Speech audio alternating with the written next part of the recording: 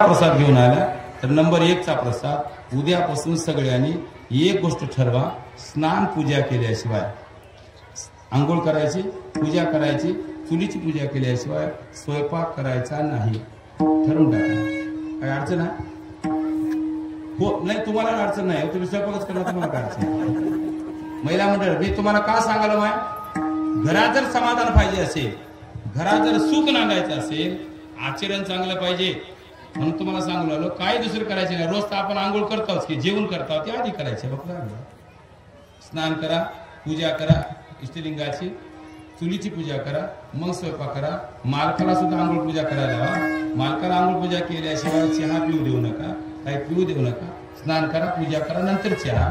नवऱ्याच्या हातात कपशी देताना लेकराच्या देखत, माझं म्हणणं काय डबल आहे का, लेकराच्या देखत सगळे लेकर बोलून घ्यायचे. नवऱ्याच्या हातात कपशी देताना लेकराच्या देखत जाणून बुजून नवऱ्याच्या पाया पडायचे. काय अडचण आहे? तुमच्या नवऱ्याच्या तुम्हीच पाया पडायच्या, तुमच्या लेकराच्या देखत. काय अडचण आहे का? हा ऐकू आला त्या मावशीचं. महाराज मी रोज पाया पडायला तयार राहू, पण ते बेन कसं वागणार झाले त्याचं कसं करायचं? ती जाडी राहतात कोणते काही राहतात. माय तुझं नशिबात पडले आता त्याला दुसरा चान्स नाही. तू नवऱ्याचं, मी का म्हणालो, मी शिकलेला माणूस आहे, मी असं अनपडासारखं का बोलत असेल, एकच कारण आहे. तुम्ही लेकराच्या देखत जर तुम्ही नवऱ्याच्या पाया पडलात की लेकर तुमच्या पाया पडतात. कारण आतापर्यंत लेकरानं फक्त नवऱ्याला शिवा दिलेल्याच ऐकल्यात. लेकर सुद्धा म्हणतात आई काय कीर्तनाला गेले, काय बदलून आली. नवरा सुद्धा म्हणते घंटाभरच कीर्तनाला गेले, आल्यावर बदलून आली. अहो पाया पडून पडणार सोपा आहे, पण पाया पडून घेणारा एक दिवस नक्की लाजते. तू कार्यक्रम चालू ठेव पाया पडायचं. त्यालाच वाटते आपण पाया पडायच्या लायकीचे नाही, तरी म्हणजे बायको पाया पडाली, आपण बदललं पाहिजे, त्याला वाटते शेवटी. पण तू सतत ठेव ना, आधी त्यांना बदला मग तू पाया पडा अशी अपेक्षाच करू नको. काय म्हणालो मी, ज्याचे लेकर आई वडिलाच्या पाया पडून घराच्या बाहेर पडतात, जे किती बिघडू द्या त्याचं लेकरू बिघडत नाही. 100% गोष्ट खरी आहे, 100%. आई बापाबद्दल जर आदर नसेल तर इतर माऊलीबद्दल काय आदर ठेवणार आहे? सख्या माईला जर ते बाय मरीत नसेल घरामध्ये, तर इतर बाई इकडे काय बघणार आहे चांगल्या भावनेनं ते. म्हणून ध्यानात ठेवायचं, लेकराला संस्कार करा. काय अवघड आहे का हे? आंघोळ पूजा करून चुलीची पूजा करणे आणि रोज आपल्या नवऱ्याच्या पाया पडणे, काय अवघड आहे? नंबर 3, देवाची सेवा करा की न करा. काय म्हणालो मी, देवाची पूजा करा की न करा, देवाची सेवा करा की न करा, पण घरामधल्या सासू सासऱ्याची सेवा करा. काय म्हणालो मी, खरा देव जर कुठं असेल तर त्या म्हातारीमध्ये आहे. आता कोणी मला बोलणार झाले, महाराज आम्हाला सांगायला त्याला वागाय सांगा, त्याचे सांगा. मी काय म्हणालो, खरा देव कोणाचा? सासू सासऱ्यात आहे. पण देवानंही देवासारखं वागलं पाहिजे. आपल्या गावामध्ये देव बसला आहे. गावात का देव आहे? गप आहे म्हणून गावात आहे, कळालं नाही काय? आपल्या गावात जे देव बसलाय मारुती, इतके दिवस का राहिला गावात? गप आहे म्हणून गावात आहे. तुम्हाला गप राहायचं घरात राहायचं, कळालं की नाही? लई आपण बोलायला गेलं की बाहेर काढतात, म्हणून आपणही जर असं गप राहायला शिका. खरा देव तिथं. शेवटी जाता जाता सांगतोय, लेकरांना शिक्षण शिकवा, अभ्यासाशिवाय पर्याय नाही. अभ्यासही करून सर्व काही होय, अभ्यासाची सोय धरावी व 4 पैसे खर्च होऊ द्या, एखादं एकर जाऊ द्या, पण लेकराला चांगलं शिक्षण द्या, संस्कार घरातून द्या आणि शिक्षण क्वालिटीचं द्या. तुमचं लेकरू जर चांगलं घडलं तर निवड तुम्हाला अभिमान नाही, तर आम्हालाही आमच्या जातीत एखादा अधिकारी झाला याचाही आम्हाला अभिमान राहील. नवे कलेक्टर जर तुमचं लेकरू झालं तर तुम्हाला असं या सत्र कोणी बसू देणार नाही. कलेक्टरची माय आली म्हणून 5-6 माणसं खुर्ची आणून देते तुला बसायला. तुला जर सन्मान पाहिजे असेल तर लेकराला घडविण्याची जिम्मेदारी तुझीच आहे. एवढं जरी आपण ध्यानात ठेवला तरी मला वाटतं आता प्रसाद कळाला. प्रसाद म्हणजे नेमकं काय आहे हे विचार नेऊन आपल्या आचरणात आणणं हाच खरा प्रसाद आहे. आणि हा प्रसाद तुमच्या माझ्या जीवनात रुजावा एवढीच दयाघन परमात्म्याच्या चरणी प्रार्थना करून मला सेवेची संधी दिली. आमच्या रामरावांना यांनी मला निमंत्रित केलं आणि त्या निमित्तानं तुमच्या कमिटीच्या वतीनं या ठिकाणी सेवेची संधी दिला. म्हणून सगळ्या मैस्माळ सुगा 2-4 सुगा आहेत ना, सगळे सुगावाला धन्यवाद. कीर्तनाच्या सेवेच्या निमित्तानं अनेकाचं योगदान आहे.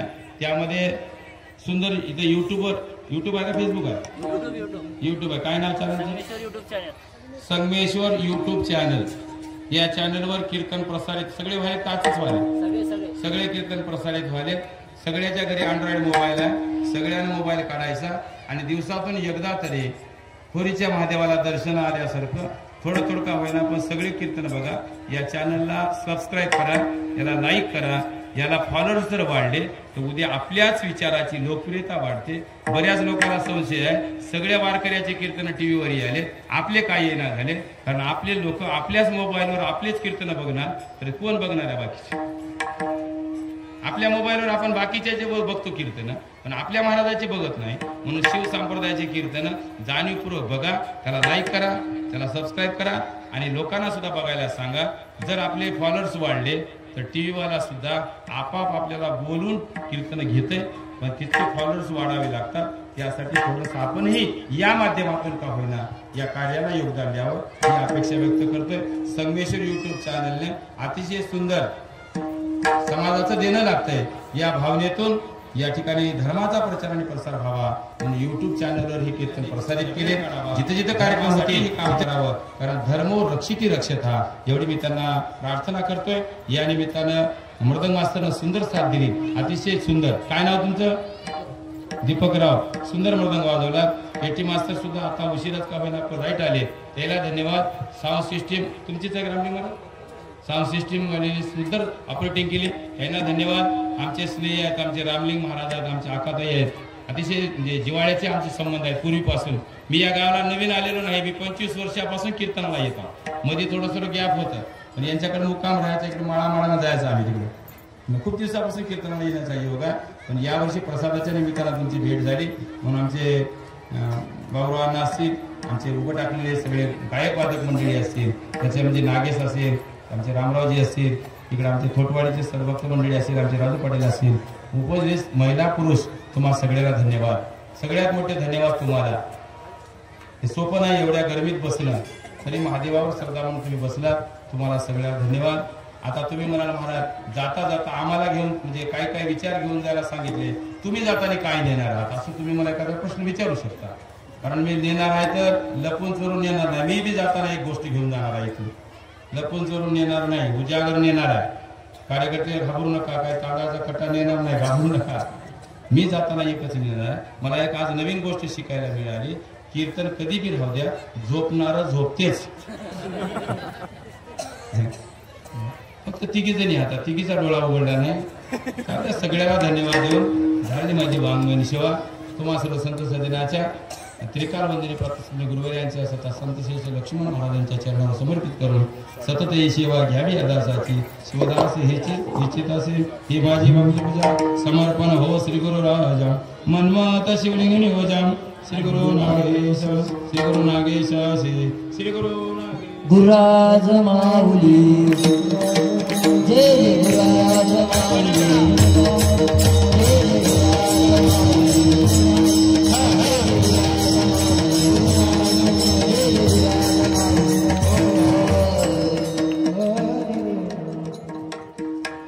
संभा महाराज मुडकर पुढे म्हणतील बाबू सावकार बोलले त्यांना साथ देतो.